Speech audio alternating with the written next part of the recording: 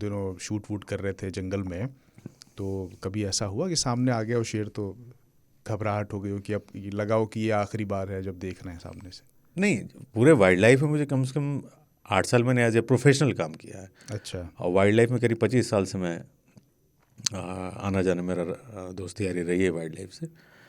तो उस 8 साल में मुझे कम से कम 20-25 बार लगा था कि बस ये आखिरी है। 20-25 बार? 20-25 बार कि ये आखिरी है, कि मैं इसको देख रहा हूँ या ये मुझे देख रहा है।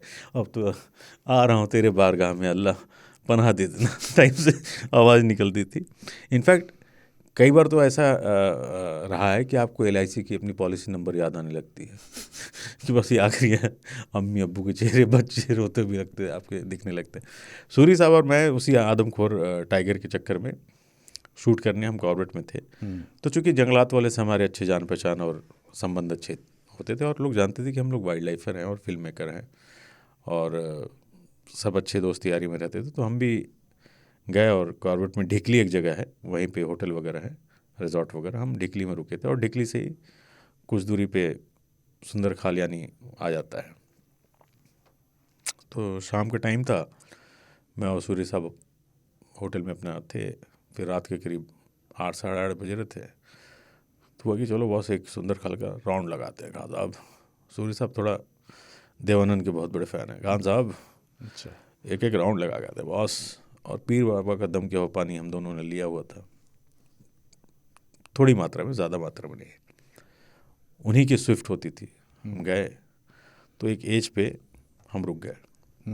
तो जंगल वाले रात भर वहाँ पे पूरे रोड को ब्लॉक कर रखा था, मतलब मुहान से लेकर के, मुहान एक एज है और ये सुंदर खाल के एज है। तो उन्होंने बैरिकेटिंग कर दी थी, 6 बजे शाम को तो कोई गाड़ी नहीं जाएगी। अच्छा। बट हमारी गाड़ी समहाउ, मतलब समहाउ क्या, हमारी तो जान पहचान थी। और पुलिस वाले हूटर रखे थे कि अगर थोड़ी सी भी टाइगर ग्राउलिंग या रोर करता था तो हूटर बजा देते थे। और कई गाँव वालों को एक ही घर में रखते थे वो, ताकि मतलब सेफ रहें।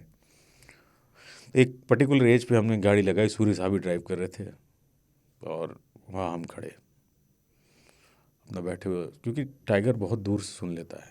और जंगल में आप रहेंगे ना, तो जब अंधेरा के मतलब वैसे भी दिन में भी जब शांति होती है तो आपको एक दूसरे की सांस की आवाज़ सुनाई देती है, धड़कन तक आपको फील कराएगा, जैसे साउंड प्रूफ कमरे में आपको रख दिया जाए। बिल्कुल बिल्कुल। तो तो जंगल में जब आप होते हो तो नहीं शांति मिलती है। हम बैठे हुए तो उधर से ग्राउलिंग शुरू हुई। तो भाई साहब करंट एकदम लगा सूर्य साहब। खान साहब बॉस यहीं कहीं है कि बिल्कुल लग रहा है, थोड़ा बॉस आगे ले लेते हैं जंगल के, मतलब जहाँ जंगलात के लोग हैं। उन्होंने गाड़ी रिवर्स करनी थी, गलती से बैक गियर लगा दिया। अरे तो पीछे गया तो पीछे नाला था, गाड़ी लटक गई। अब हम त्रिशंकुपुर में, ना ऊपर है ना नीचे, और डर ये लग रहा है कि नीचे गिरेंगे तो क्या होगा, क्योंकि रेस्क्यू के लिए कोई नहीं आएगा और बाहर आदमखोर है, अगर आप उतरे तो आगे आदमखोर पीछे खाई, मतलब कब तक मौत की खैर मनाई वाला हिसाब था। उस समय हम दोनों लोग बैठे, मतलब बैठे के आधे लेटे आधे बैठे कि गाड़ी गिरेगी या टाइगर पे लेगा, कुछ ना कुछ तो आज हो करेगा। और सूर्य साहब पे मैं पूरा फायर कि क्या कर दिया सूर्य साहब आपने। इतने में एक ऑल्टो आई और उन्होंने कहा जय गर्जा देवी। गर्जा देवी हर जंगल में एक देवता या देवी होती हैं जिनको हम मानते हैं। तो कॉर्बेट में गर्जा देवी है, जंगल की देवी, जय गर्जा देवी। तो मैं भी जय गर्जा देवी। वो 4 लोग थे आए और सफ़ेद कपड़े में थे, सफारी सूट टाइप से पहने हुए। उन्होंने आया, गाड़ी को भी थोड़ा हेल्प करके उठा करके सही करके जय गर्जा देवी चले गए। सूर्य साहब खान साहब और कोई बात नहीं की उन्होंने? कुछ बात नहीं की, बस इतना ही। और ये मैं वैसे बता रहा हूँ मतलब। तो मैंने कहा, सूर्य साहब बोले कहाँ साहब वापस चलते होटल। मैंने कहा चलो यार। तो हम करीब 10:30 से 11 बजे होटल आए। सूर्य साहब सोच रहे हैं खान साहब आज बच गया गुरु, कुछ भी हो सकता था। मैं सोच रहा हूँ वो लोग कौन है, कौन थे वो लोग। तो अरे कोई होंगे खान साहब, कोई हमारे किस्मत में था ये। मैंने नहीं बॉस, दिस इज़ समथिंग। सुबह मैं 7-8 बजे जब भी सुबह उठा पहुँचा, मैंने सुपर नेचुरल कुछ था। हाँ, ये मैं मजाक नहीं कर रहा।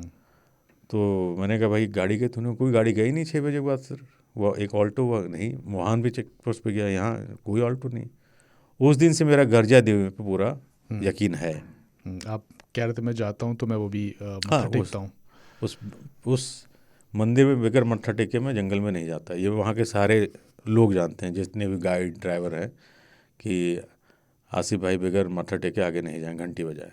उनकी मतलब आशीर्वाद लिए बगैर मैं नहीं जा सकता।